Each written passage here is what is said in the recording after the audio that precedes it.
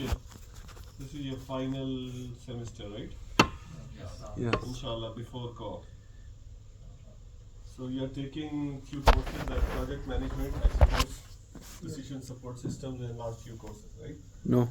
So I'm asked to teach this course called decision support system. Okay, it is an interesting course, but it also has some familiar things, but in more detail. Okay, that we discussed during our last course in business intelligence. Right? You remember use of orange, use of clustering. Some of you did projects on clustering. Okay, so it may have part of that. So let's quickly go through. Sorry, I will inshallah upload. It's okay even if you don't have the slides with you at the moment. Okay. But I will upload. I'll try my best to upload all slides, lectures, inshallah later today. Okay, so but it's okay. It's just a gentle introduction to the course. Thank you. So decision support systems, especially with your background in business intelligence, at least the first part of the course will not be too complicated. It will get technical, but the fundamental concepts we have already touched upon during our last lecture. So it is. I think you know me very well, etc. So let's just jump to the course description. The course discusses concepts and issues in business. What does it say? Decision making. Okay, so the keyword here in this course is decision making. Now, decision making is an extremely wide area, not very small. But we will try to at least touch upon making business decisions through some tools. Okay, I'm sure you take decisions even in your daily life on every day. What road to take, right? Where to park, all those things. So decisions are they can always be taken by what you're used to taking, right? Through your judgment, through your common sense. But we are trying to go one step ahead of that. Okay, so we'll talk about, what are the approaches to business decision making. Why? We need to learn about more of these because competition is tough. 100 years back, 50 years back, it was okay to root your decision in your experience and judgment. But now things are becoming fiercely competitive, right? So you wanted to edge out your competitor by doing things even better, right? So this course is just a one step into a big ocean. So just understand that it's not the whole thing; it's just a step into a big ocean. Okay. By the way, my area is actually this area.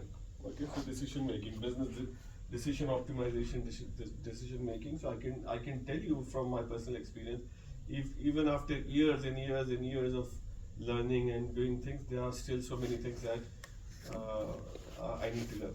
So it's a very, very big area. Okay, but you understand, it's all about supporting better decision making in businesses.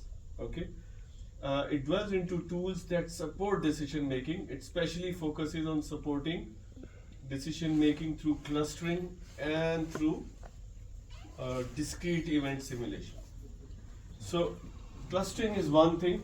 Maybe you know a little bit about clustering, but discrete event simulation deals with a particular kind of decisions that you have to face. Okay, so we'll talk more about, but the course has two components clearly. You can see one, the first half till midterm, it's all about clustering, right? Although we touched maybe like in a class about what clustering do, right? Maybe some of you picked the clustering assignment through the use of orange, right? But the other portion, which is also going to be very interesting, and this other portion is actually going to be even more practical for you, is what you call discrete event simulation. You will actually go out and you will actually solve a real problem for a real company. Okay, so inshallah it will be a real experience, end-to-end experience in terms of actually I see this is a real problem and I'm going to present a solution better than what is going on in the company. Why you think you can solve the thing better than those professionals are doing because they do not have luxury to use some of those advanced decision making techniques.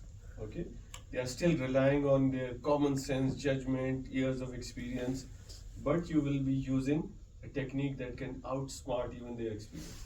Okay, so we will inshallah talk. So what are the two major components of the course? Number one, clustering, and number two, discrete event simulation. Okay, so we will talk about those. But in today's class, we do not want to restrict ourselves to only two kinds of decision making.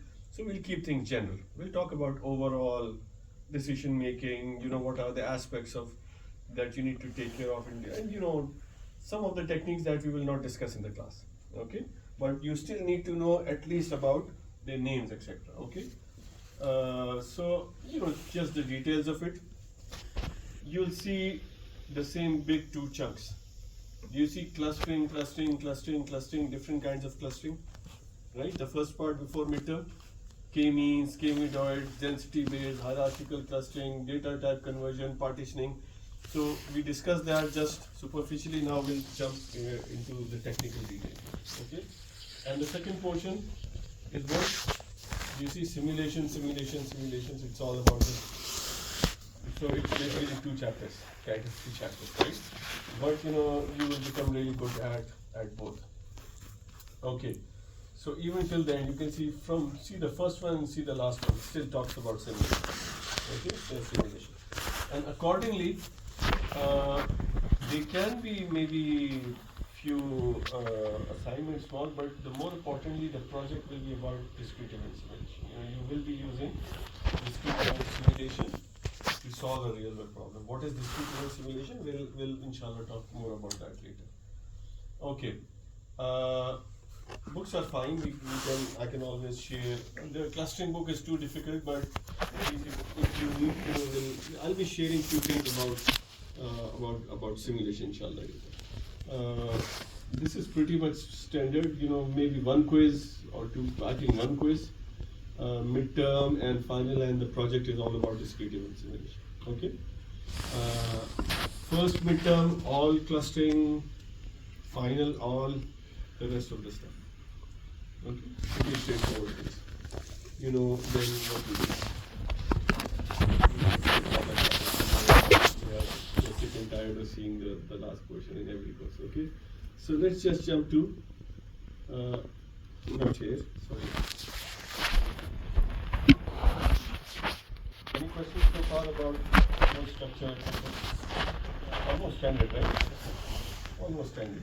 So let's talk about decision support system, DSS. Now,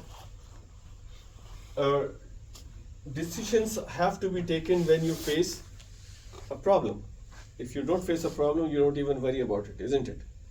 Two very important aspects of decision. First, there has to be a problem to solve. The more significant the problem, the bigger the problem, the more important the decision making becomes. If I'm just coming from maybe a home here, two roads come, maybe here's a decision, but it's not like super significant. Roads are empty, there is no traffic. But if I'm coming from, let's say, somewhere deep in the then maybe those decisions become more important because problems are more significant. The impact of those problems are significant. Do you all agree with that? Yeah. Right. Number one. Number two, if I'm coming from somewhere and there is only one road coming from there, even if there's huge amount of traffic, do I have a decision problem here? Decision problem comes only with choice. Everybody understand that? The more choices you have, the more challenging the decision problem becomes. So what are the two things that create decision problem? Number one, you need to have a problem. Secondly, important problem. And secondly, you need to have choices. No choice, there is no decision to make, right? Secondly, firstly, you need to have and if you are using an expensive techniques like these, you are looking to gain more, right? Because you may be using software, license fees, and then at the end of the day, what you gain is this much, so there's no point spending money and effort on those decisions. So we are talking about significant problems and where you have some choices to compete with. Okay, solution types and problem solving techniques is what we will discuss. Okay, some of the competing ones.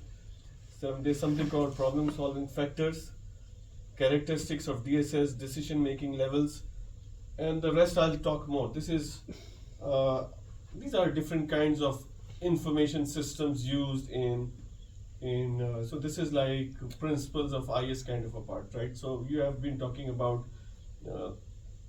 group decision support system, information system, definitions kind of stuff. So we'll look at that, but it is not at your stage. For me, this is not the most important part, right? The more important part is the real world solving real problems part. So we'll talk about that, okay? So we'll try to define DSS, different components, and some of the other stuff. So typical decision making in business. So if I just remove it, so where do you start when you want to make a business decision? Where do you think you should start? Asking questions. Okay. Define a problem. Defining a problem, asking questions. What else? And finding sources. Finding sources. Seek out options. Seek out options. Okay, options and so on. So you see, it's even knowing where to start is important.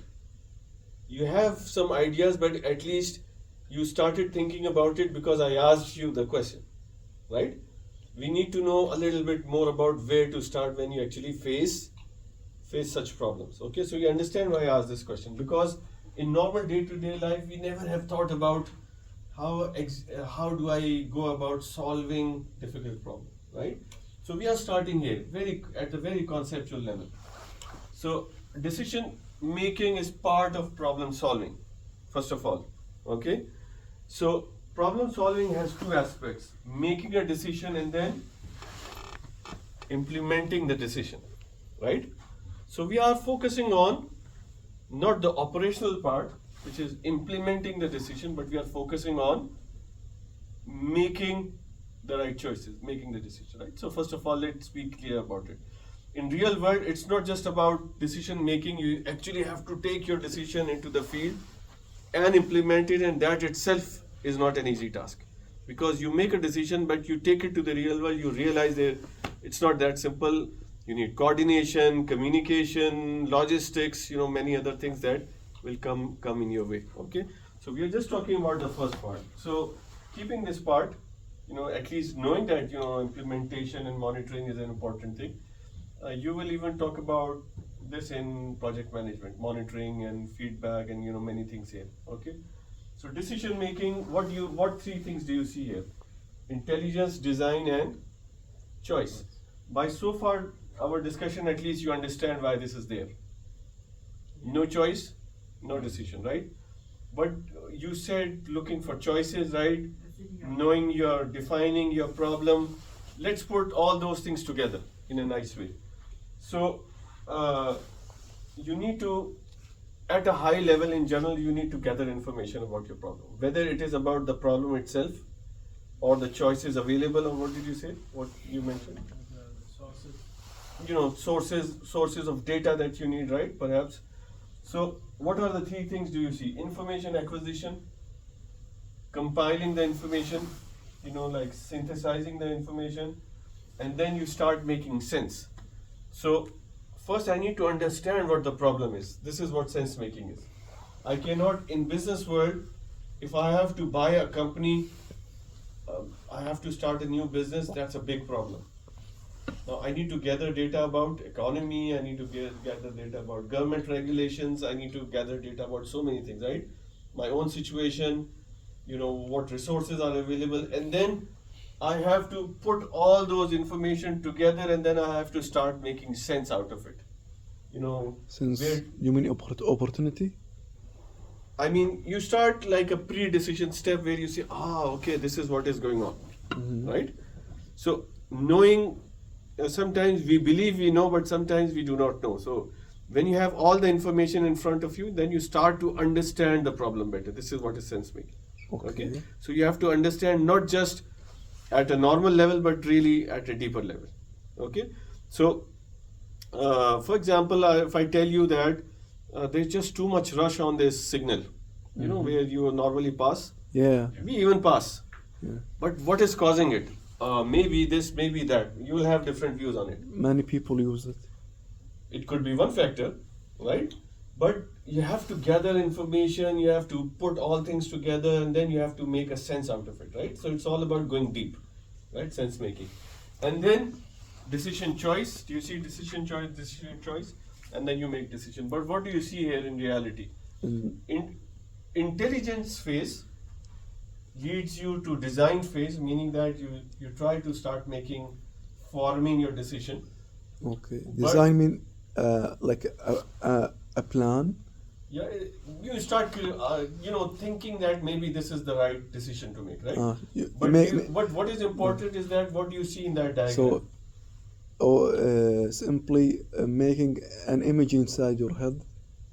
Or maybe on paper, it doesn't matter when you create your head, but you try to identify what are the possible decisions, okay?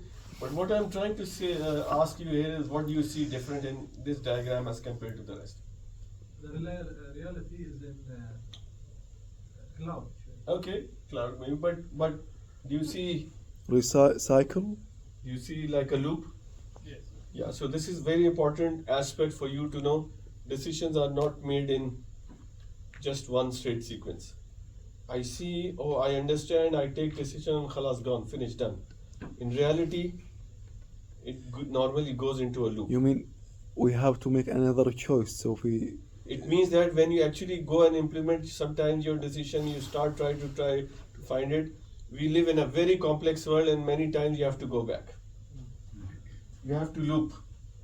You know, it is a very, very common scenario that the decision that you take, you have to revisit it, right? So it's just making sure that you know that, be ready for that decision not working fully, or that work decision that you send to your team. They say, you are asking me to buy that material and put it in my plant, but that material is not available in the local market. Reality check. You know, it might be a very nice choice of a material to put in my machine, but that material is not available in the local market.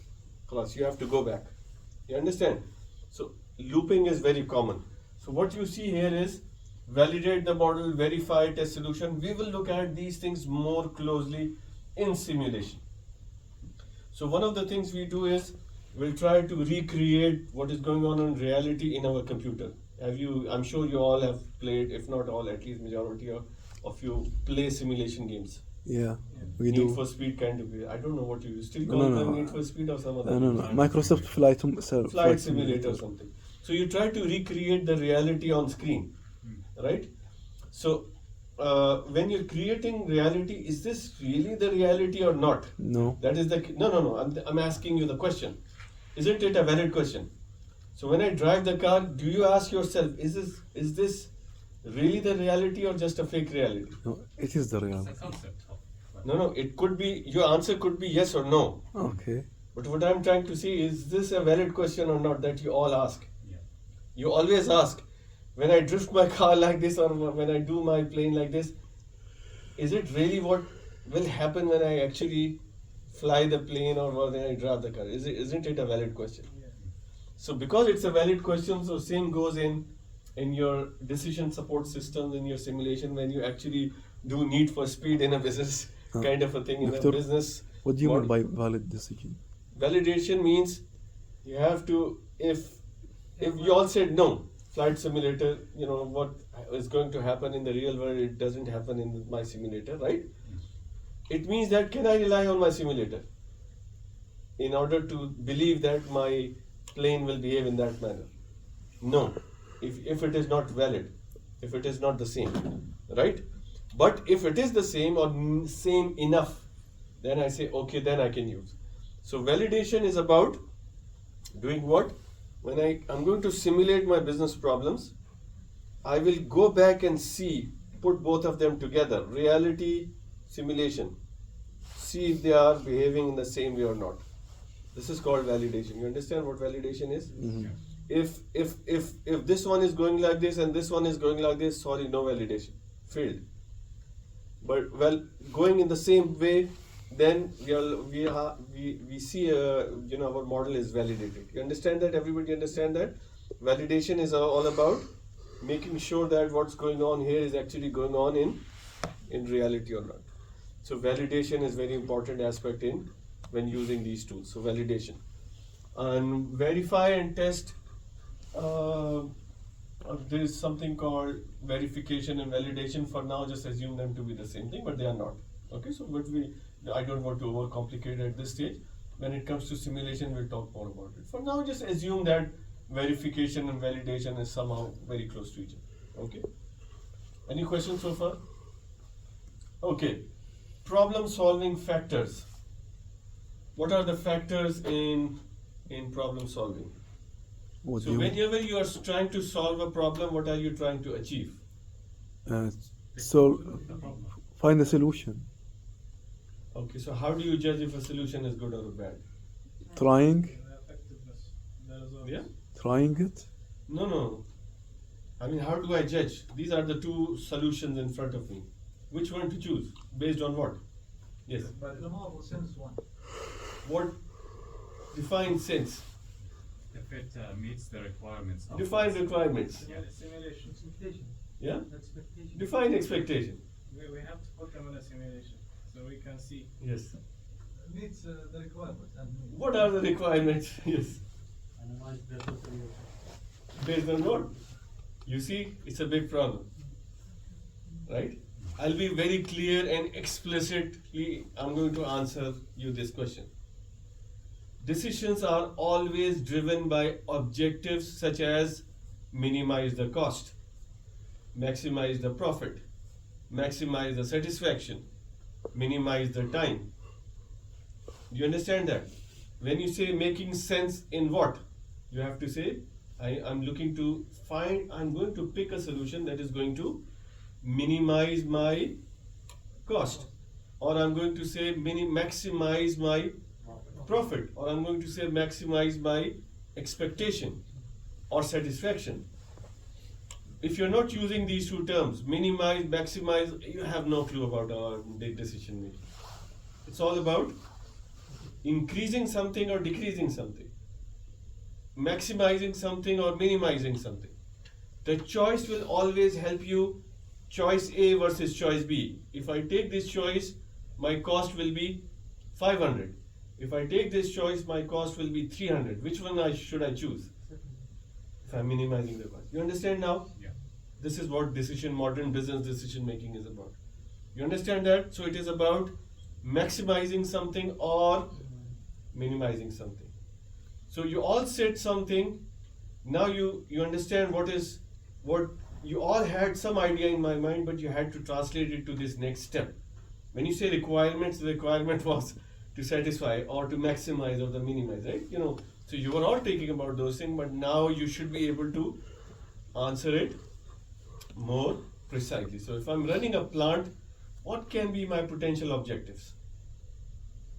If I'm running my shop, so what could be my potential objectives? Minimizing cost.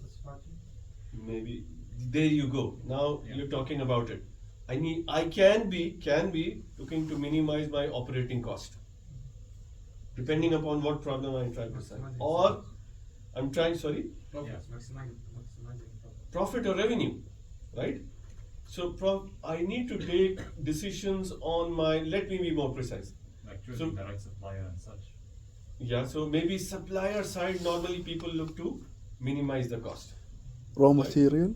Minimize the cost. But what about marketing scheme? Develop a marketing scheme that could maximize profit. the profit or the sales. Mm. You understand that? Make this very, very clear. Whenever you talk about business decision making, if people are not talking about, they have no clue about how business decision making is taken. Okay, so it's all about objectives. In our language, we call that objectives. Now, I'll take one more step.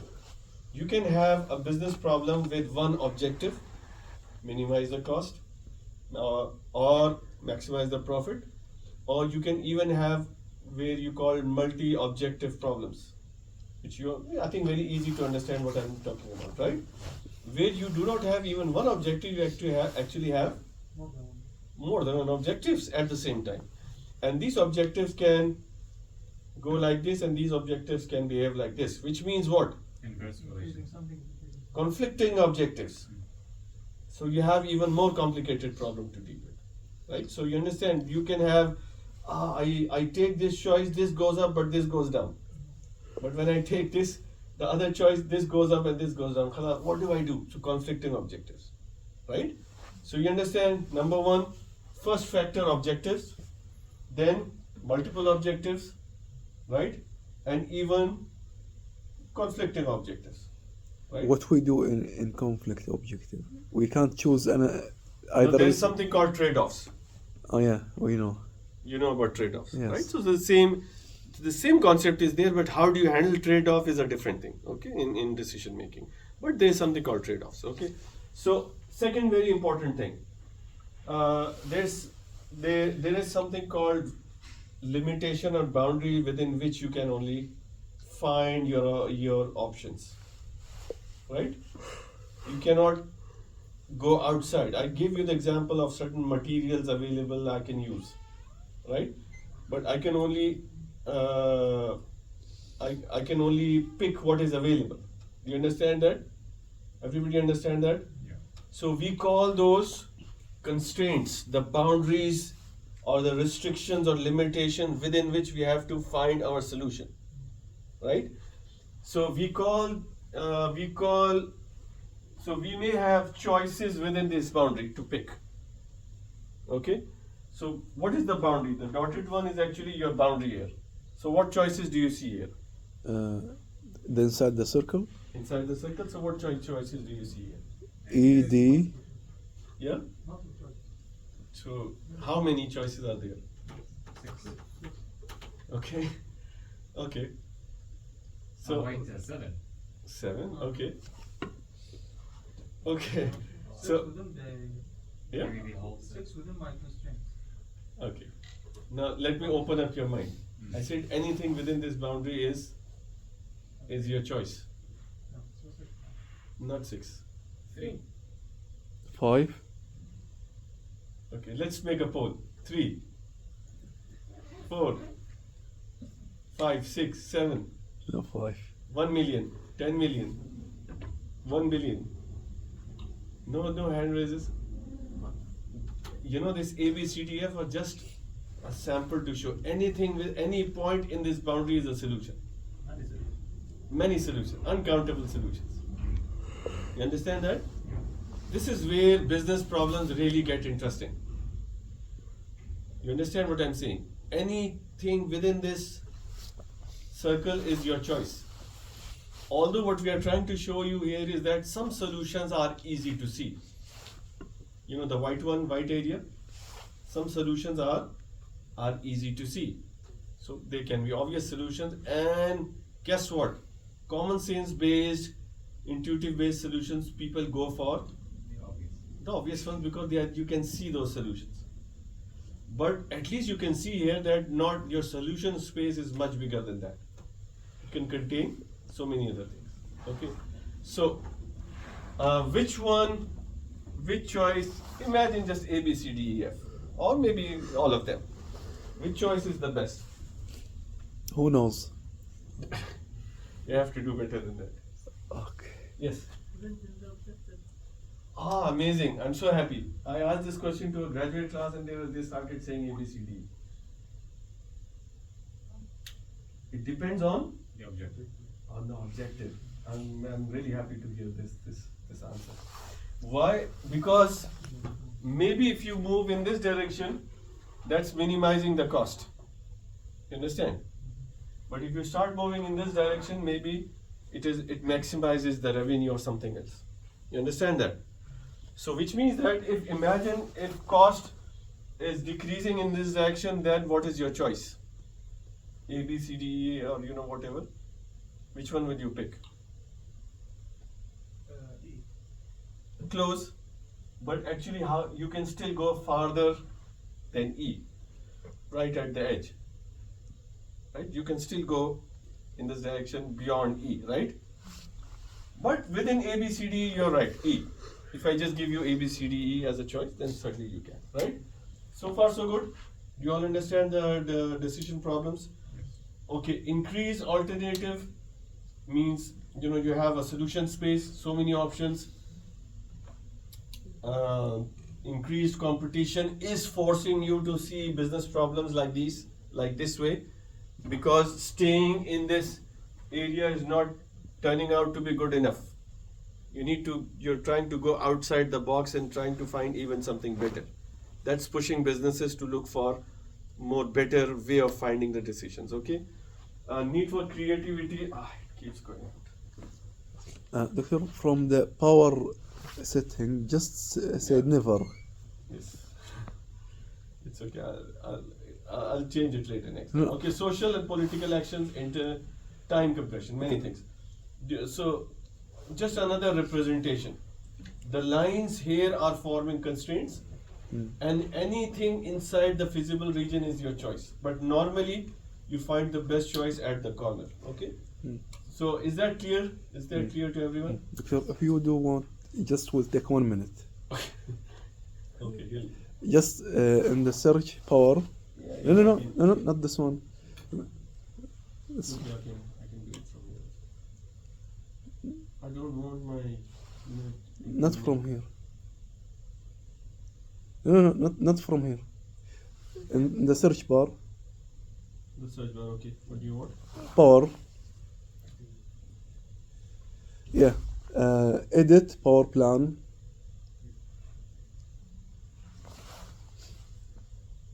I was going from there. It says power plant. Said all never. Okay, on battery. No. All never. No, 30 minutes is fine. I keep touching it after within 30 minutes. Okay. Okay. Okay. So let's just go back. Brothers, this is where I work mostly. This is the most advanced step of making decisions. So I'm going to quickly show it to you, but we are not doing that. We are doing just one step below that because it becomes too technical above. What you see above there, and you have touched, not in a very nice way in your operations, maybe quantitative methods course as well, something about linear programming and those things. Although they teach here in such, I should not be saying this, it will be politically incorrect, in such a bad way that you never understand the importance of those techniques, Correct. right? Yeah. That you see this as some number, some equations solving and crunching. Okay. By the way, your schedules are generated based on using this model. Your class schedules Wow. are actually using an optimization model. So, what do you see at the top? That's what I wanted to see. Some familiar words. Decision object. Objective. You understand what objectives are? The goal.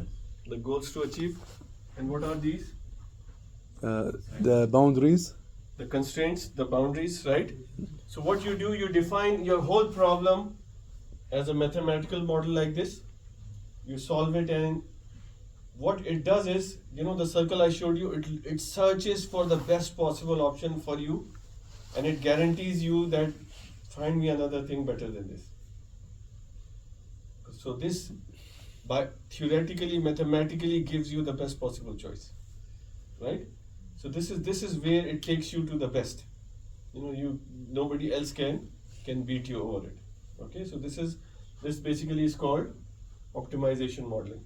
This is my area, and this is finding the best possible solution within your boundaries, meeting certain objectives. Okay, but it is usually very technical, as you can imagine. You need to know, you need to learn a lot about it. So people go for maybe one step down, but still at least has to be better than common sense and judgment. So this is called satisficing model. Okay. So you look for some options and you try to go in circles, iterate, test, compare, right? At least it gives you a better thing. So finding good, but not necessarily the best option to the problem. So, and then I come to what we normally do. We normally rely on intuitive judgment, right? I have 10 years experience, I can tell what is best. That's what you call intuitive judgment. Heuristics means some rules that I've created myself. They do not have any basis in science or something, but at least I keep finding if weather is going like this, I know that it will happen. This will happen, right? Some rules. Stereotyping means he's doing it, so I'm going to do the same. That's stereotyping, right? Rule of thumb is again educated guesses, common sense. They are all different kinds of the same thing, right? So, but this is. Don't you believe that a lot of businesses, or forget about businesses, we do that in our normal daily life. We use our judgment, we use our just rule of thumb. We see that person doing something, so we keep doing the same thing, right? So this is what you call heuristics.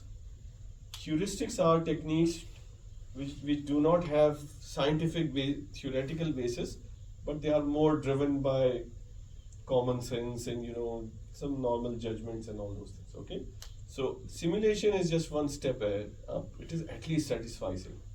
It's not purely optimization, but at least it goes up a little bit. Okay, so it has far better chances than these, and we'll see that we will still outperform. Any questions so far?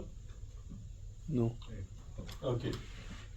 Decision support systems are information systems that help support making what kind of decisions, whatever we have discussed so far. Okay?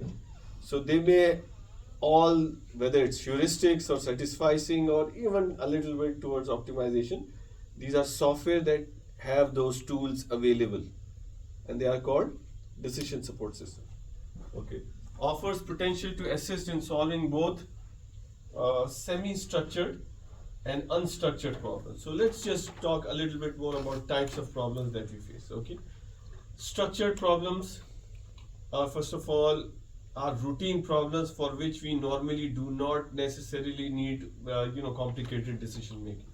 Something you do every day, something even if you have not applied science to it or maths to it, you have done it so many times that you eventually know what is the best way of doing something, right? Like coming from your home to here, you know exactly what at this time which road has more traffic and less traffic and so on, right? Because if you have tried so many options and many times, you tend to know about it. Routine. Okay. Unstructured is something that is where it is most challenging. New problems, new decisions, unknowns, too many unknowns. So non-routine decisions involve judgment, evaluation, insight, no agreed upon procedure. It's completely new, never done before. At least somebody else may have done it, but I have never done it before. Okay, so something that involves, you took admission and you had to choose a major. How many times have you done that thing in your life? Maybe once. It wasn't an easy thing, isn't it? Maybe your mind was clear, from because you like a particular field. But I'm just saying that still it is a decision, right? It's not as easy as driving on a road, right? Semi-structured, as you can imagine, has some structure to it, but not like it's not entirely as routine as possible. So let's look at some examples. By the way, out of these, for which of these problems do you think decision support system is more and more needed? Is it the structure? The more complication you face, the more you need decision support, right? So it's obvious that for structured, it's like killing a bird with a cannon, right? There's no point, there's no economics to using decision support system for a routine matter. Okay, but if it is the more complicated, the more valuable. Go back to where I started. The more complicated the problem, the more valuable.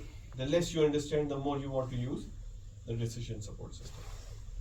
Okay, so let's just see some examples. Let me try to zoom in. This is a football as a semi-structured. That's a good question. What do you think? I think yeah. It's semi-structured. You know few things about it, but at the same time there are so many unknowns. Yeah. you know some basic strategies, but the team is new, the players maybe there are so many still unknowns to face, right? Yeah, so maybe we can argue that it is a semi-structured problem, right? So plus how people behave on the turf, right? Even if I know a well-known player, but still you cannot guarantee that that player will behave exactly in that manner, right? Semi-structured. Well, maybe we can certainly argue that. So let's see structured problem. How many workers are needed today to run my store? Should be structured. Should be structured. Do you see on these grocery stores, weekends they have more cash counters. In the morning they have one. They face this every day, right? So it becomes like a structured problem, right?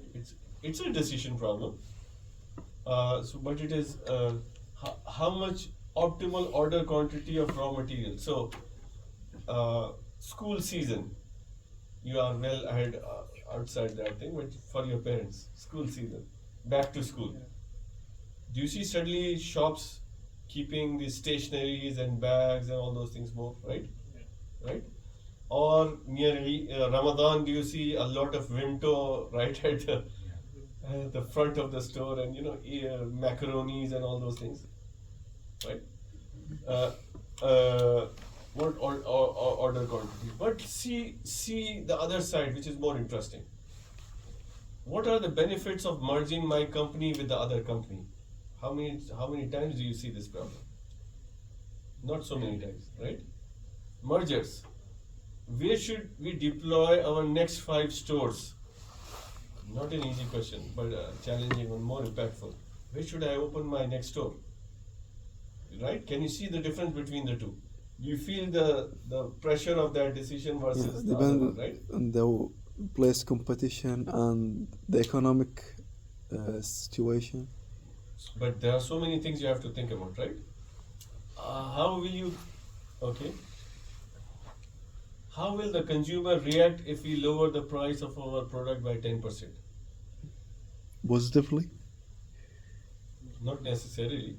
We did, a master's student did a research project here, and she was working on price setting of cheese. Maybe I mentioned that last time. Actually, depending upon the season, like summer or winter or something, and depending upon many other factors, sometimes the revenue goes up when you increase the price.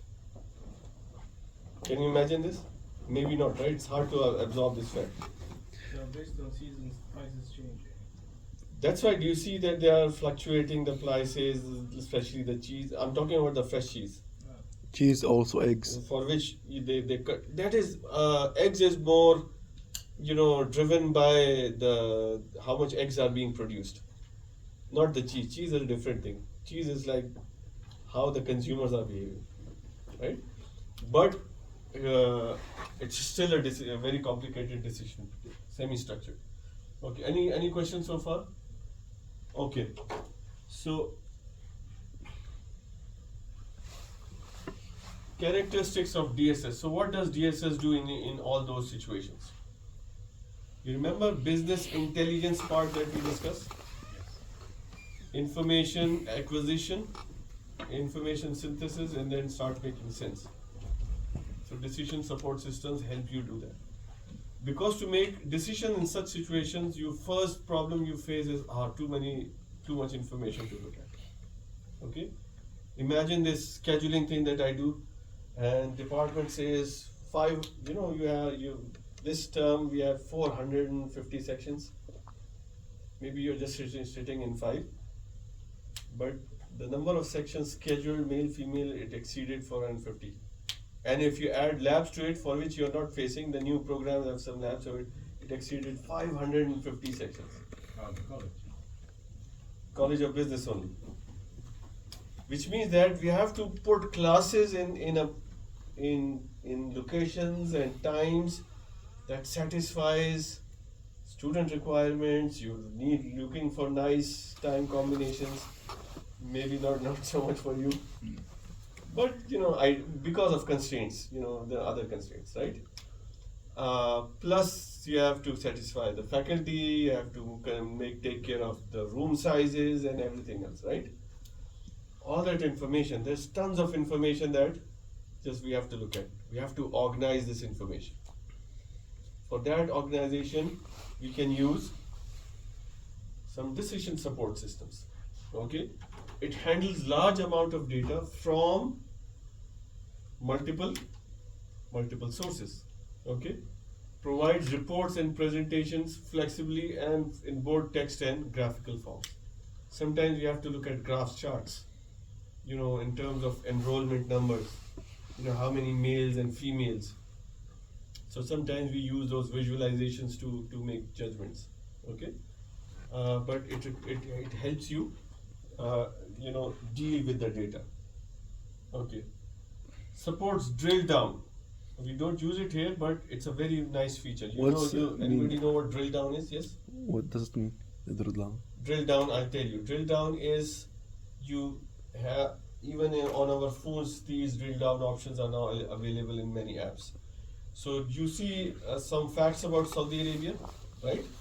So you click on Saudi Arabia, and you are looking at like the world map, and you see Saudi Arabia. Let me click on Saudi Arabia, and it becomes big. And rather than looking at Saudi Arabia as one object, you started to see the data spread over provinces. And then you click on Eastern Province, it just opens up and focuses on the Eastern Province. Started to see, for example, population of Saudi Arabia. Then you click on province, then you click on the city, right? You see? So you're going deeper and deeper and deeper. This is actually what you call drill down. Okay, you understand what drill down is? Meaning that you look at finer and finer and finer information. Okay. Now, not a lot of slides left, so inshallah, I think we should be able to finish some of those things, and then we'll move to interesting part later. But let's just talk about what if analysis. What if is a common analysis that even we can do that in Excel. So you have choices. What if I do this? What if I do that? What if I do that? So what do you judge when you're doing what if analysis? You're looking the impact of your decision on what? On objective. Great. MashaAllah, we have a bright class. On your? Objective. That's what you do in what if. Okay? So you take choice 1. What if choice 1, see the impact on, let's say I'm minimizing the cost, so you find a cost. Then you try choice 2, impact on the cost. Choice 3, what if choice 3, impact on cost. So you see 3 costs, pick the one with the lowest cost. You understand how what if works? Yeah. You can even write simple Excel. Put choice 1, you have put choice 2, choice 3, choice 4, and then this is how it works, even in Excel. Okay? Simulation, I already told you what simulation is. It tries to duplicate features of a real system. Okay? Maybe towards the end of this lecture, I'll show you, the kind of simulation we'll be looking at. It will be fun. It will be nice. But I'll try to show it to you. And then goal seeking is the other side of what if. Rather than you try choice and see the answer on objectives, you give objective values that I need to get to this cost. And ask your software to start looking for the choices and finding which choice is closest to my goal. You understand? It's the same thing approach from 2 different directions. What if you have not set your goal? You just look for minimize or maximize, whatever I can. But in goal setting, you have a goal to reach. And then you start experimenting with your choices till you reach your goal. That's called goal seeking analysis. Okay. I'll not go into there. It's just simple Excel, where Excel what it does is in goal seek, I need to find total payments, and I adjust my interest rate. In finance, it's a finance example, so we're not going there. You let Excel to just keep looking for different interest rate and find the interest rate that can give you this payment. 900 reals per month, $900 per month, right? So just a technique that we can use. Now let's just talk about few more things. Capabilities of DSS, problem solving. You need to consider frequency of decisions is an important feature when it comes to decision support system. What does frequency of decision means? What is frequency? How often you have to take, right? So some decisions have to be taken on daily basis, so these are called operational decisions. But then there are some strategic decisions which you take maybe even after 5 years, 6 years, 10 years, right? Operational decisions. So normally the lower the frequency, the more important DSS becomes, okay? Highly structured problem, operational problems, you normally do not use decision. People can use decision support, but less valuable. But semi-structured, unstructured, less frequent problems, you tend to take more. So it's just the same representation. High frequency, low frequency, operational to strategic. I think you're aware of all these terms. Yes. Strategic, operational, tactical, right? Yeah. So, and then the more strategic, lower, the more decision support systems used. Okay. Okay. I'm trying to finish this lecture today so that we get into the real more topics, inshallah. So, okay. So, transaction processing systems and MIS. What are the difference? I hate these terminologies when it comes to these different softwares, but I'll still mention it to you because sometimes companies use their own names. I went from here to there, and people call it Blackboard. There, in Yamama, they're calling it LMS. So names can be different. But let me quickly go through, the commonly used one. TPS that you see here. It says DSS are separate from TPS and MIS. TPS stands for Transaction Processing Systems. So what is transaction? You can always use common sense to answer Transaction this question. means transfer. Transaction. So if I go to a store and I buy 5 products, right, 5 juices. Yes. Every time it scans, that's a transaction. Transaction is the most micro level data recording, smallest level of data recording in business. You understand that? Even if I go to ATM and it takes 50 reals, that's a transaction. So any lowest level processing is transaction. Does it? Is this particular transaction of benefit to you when it comes to making a big decision? Decision making is about big patterns, long-term patterns, and those things, right? So normally what happens is that these extremely large amount of these micro data are stored in systems which are called transaction processing system. Why? We separate them because those systems are under load. A lot of people are putting transactions in there. You don't want to put more load onto it in helping analyzing all this data in one shot and making decisions. You understand the first part? Second part is that these parts are running in real time. Even when I start analyzing, new transactions can be going in, which means that data is volatile, it's changing rapidly, right? Which means that my DSS algorithm will go crazy. It just keeps changing.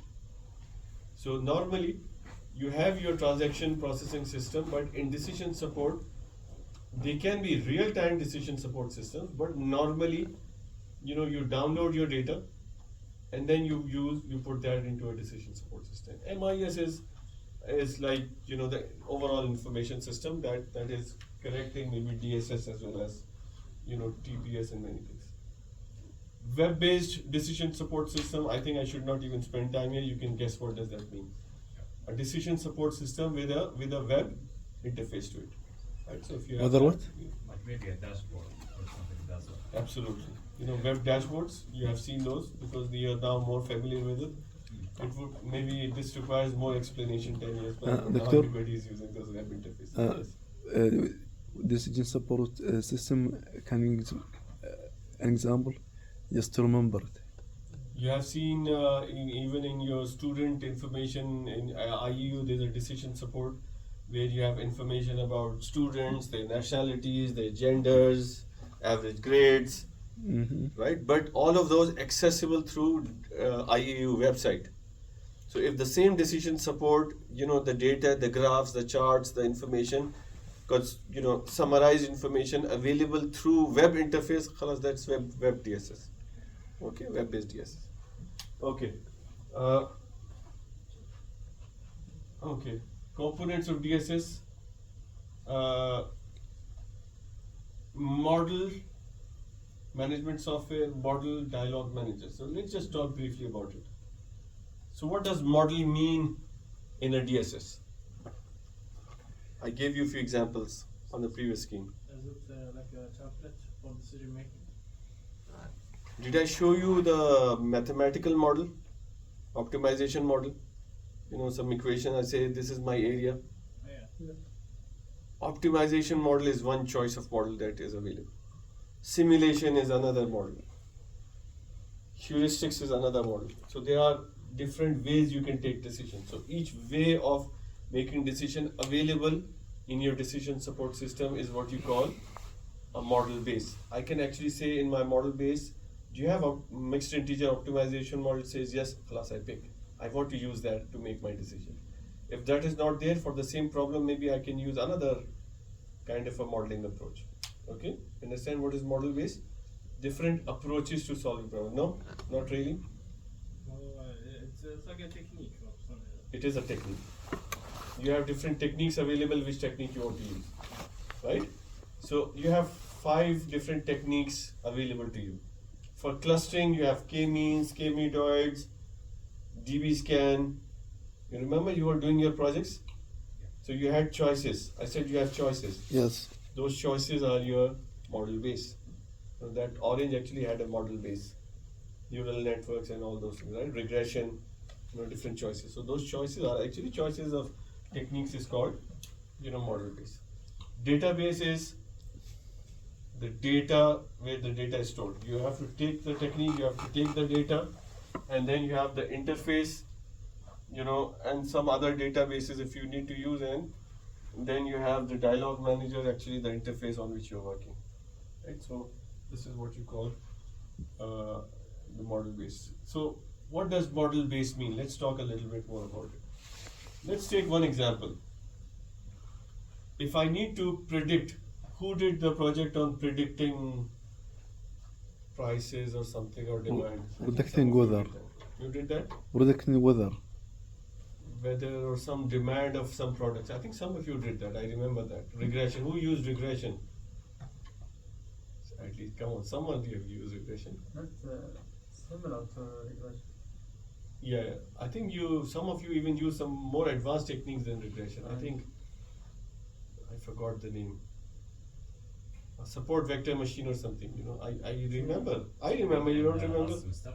Yeah, the last in business intelligence projects. Decision tree. Decision trees and so on, right? So you must remember what you did in the BI course. What was the project? Predicting What was the project? Come on, you should not forget Predi- this quickly. predicting the weather for me. Okay, predicting the weather. Okay, but anyways, I remember something. You should remember. You should not forget. What you were doing the last time. But there were choices like this. So I wanted to give you an example, so that you understand what model base means. Okay, you want to predict the demand of a product. Let's say cheese. Okay, based on certain factors, weather, season, population, many other things. So you can use these. So one of the choices could be something called regression. The other choice for us is something called neural networks. Then we have another choice called decision trees. Another choice we have is called support vector machine. Right? So this is called model base. Normally what we do is, we can use a model directly if it is like a typical office work. But many times what we do not rely on one model, we actually try multiple models, and then we compare and we see which one is giving us better results, meaning low errors, because prediction is about future, right? So this is what we normally do. We try different models and see which model gives us less error. So that is what we pick, okay? And then, there are many other models that are available. Okay? Some models are less expensive, some are faster, some are less risky, but some are more expensive. So, various advantages and disadvantages are there. Everything has a limitation. I think last couple of slides left. Then you even have something called group decision support systems. Group decision support systems become important where personal views become important. Personal view. Personal views, personal objectives become important. For example, you are all company managers, you work in this company. You are operational manager, you are finance man, and so on. So we are sitting together to solve a problem. And we have a multi-objective problem, meaning that cost, risk, customer satisfactions are important. You are marketing manager, this group, this is like finance group, and this is like the operations group. So think yourself as like that. So what is important? Which objective is important to you? Customer satisfaction, cost, or risk? For marketing, customers. Customer satisfaction. This is finance group. Which do you think objective is more important to you? Risk, Risk. cost, The risk. cost or risk? You understand? Now, if you have a multi-objective situation, if you decrease the cost, the risk goes up. The customer satisfaction goes down. Customer satisfaction goes up, the cost goes up. We have a problem, right? So we have to do trade-off. Trade-offs meaning that we have to set, which one is dominating. In trade-offs, we have to actually decide as a group, make votings, make choices. So how many of you are there? Let's vote. You understand what I'm doing? Yes. Let's vote between cost, risk, and customer satisfaction. Let's see, which has the highest priority. Now I'm just doing group decision support. Maybe the 50% of the people says cost. So it means that 50 is the weight for the cost. 10% says customer satisfaction, although it shouldn't be the case, but I'm just assuming, okay? So the weight on customer satisfaction becomes 10, 50, 10, 40. You understand? So coordinating group decision making, we have what you call group decision support system. So coordinating such things. And just the extension where we have some added group decision processor. So if you're entering your data, you're making the votes, it's just the same thing but with an extended version. Okay. In group decision making, I already showed you one thing, like you're making votes. Yes. So there are a few more things that people do, and this is where group decision support system will be helpful. You all have done brainstorming, so I start there, right? Brainstorming means you all throw ideas, you all record ideas, and you discuss. Maybe there is like a chatting option in people, especially who are far away, and still decide. What is Delphi method? Have you ever tried? Did anyone discuss in your strategic management course or course like that, Delphi method? Okay, so let me explain what Delphi method is. It's just common sense based methods. So Delphi is, you all are not only the decision maker, but you all are supposed to be experts in your field. So we do not apply Delphi method on people who do not know their business. Number one, you understand the first requirements of Delphi method? Yeah, Now- experience. Now, if one of you, I'm the CEO of the company, imagine this situation, and now we are in brainstorming. When I say something, would that affect your views? Even if you have a view, you may not like to share, because it is exactly opposite to my view as a CEO. You understand the problem? Yeah. Brainstorming is affected by people who can influence. Seeing Okay? different perspectives. yeah, you believe that it goes like this, but when I say, oh, it is the most foolish thing to do, would you say that? No. Because you feel, CEO is saying this to me now, I should not even mention this, even though I still believe it. You understand that? So in Delphi method, what you do is, you don't ask people to brainstorm, but you ask them to choose. So vote, hidden votes. Now when the votes are done, then you show the results. And then say, look, this is the result, and each result you actually have to argue. You know, this is my choice. And then you let everybody see. And then you say, there is a difference, we do not have a consensus. So let's go into another cycle. Again, anonymous. So see, maybe there's an argument you missed, even as an expert. So maybe you would like to change.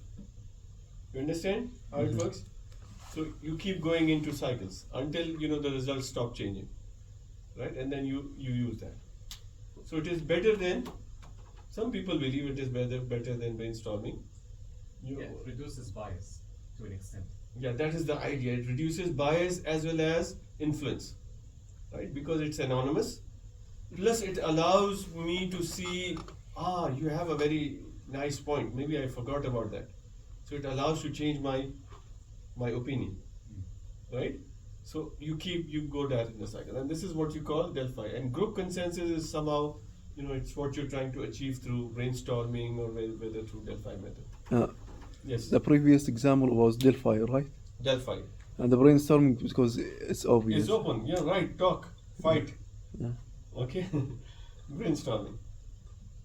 This is just people talking very odd, very odd pictures. Victor? So I should have thrown this, but I never found value to update this. We Victor? put that maybe in 2013.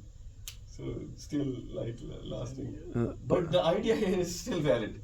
Different people, different weights to different options. That's why we still kept it. That's the purpose.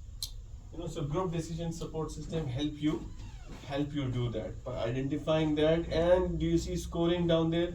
42 on option 1 and like 20 on another option, so on. So it helps you identify score and pick choice. Doctor? Okay? Yes. The parallel one we didn't mention. Which one? Parallel and after. It just says it allows, these group systems allows parallel communication, meaning that when I send a message, it goes to you, right? So it's parallel. And automated record keeping means whenever I write my opinion, it is saved. I don't have to worry about saving. So automated record keeping. So it records everything for future reference. Okay, executive support system, and this is where I hate terminologies. It's just a decision support system for bosses. So why do you have to call it executive? The only difference is that what data you want to look at. So you can always choose in any decision support system. I need lower level data, more long-term data, more higher level data, and then people just keep calling, another name to another name to another name to these systems, right? So executive is just designed for people like board of directors, presidents. They like to see higher level data. That's it. You don't need to buy a separate system for it. You use the same system, but you don't look for example, if a minister in Saudi Arabia is looking for information, they are not looking for a population in a Yusafa or something, right? They're looking for maybe province level information. So it's just a matter of looking at the higher level information, right? So that's what you call executive support system. Okay, I think we are about to end. Tailored to individual executives, drill down capabilities, we already have discussed that. Support the need for external data, they are looking for particular data sets. Tail road, we did not. Yeah? The tail road. Tailored means, what do you call tailor in Arabic? Khayyat. Okay. You know what khayyat does? Faster. Yeah, you can go and buy from market, or you can tailor by your size. Right? Tailor exactly takes measurements from you. So tailor fills your requirements, specific requirements, right? Tailored, in English, tailored to your needs is just an expression. It's like a phrase. What do you call muhawara? Phrase, an idiom, عبارة. ibara, right? So it does not mean actual tailor. It simply means that I want my thing to be look exactly like what I want, right? So that's what you call tailor to individual needs. In Urdu we call it muhawara. What? Muhawara. محاورة. Ibara, what you say. Yes. I thought because there are so many common words between Urdu and Arabic, Yes, so I just there gave is. it a try. Maybe it is also in Arabic. Okay. Yeah, محاورة is like in Arabic, it's more like discussion or something like that. Oh, okay. In Ibara, it's like, Yeah. like the title. Yeah. Yeah. In Urdu, we use it like the title of Like for the chapter or a something. chapter. It's called Ibara. Yeah. Right? But we don't call it Ibara, we call it Ibarat. Like, عبارة. like, Pronounce the T. yeah, with the ta. Ta marbuta. Yeah. So we actually pronounce ta there. Okay. Okay, capabilities, same thing. Strategic use and strategic planning, definition, overall vision, same thing. So I'm going to stop now. Let's plan for the future. Let's take decisions on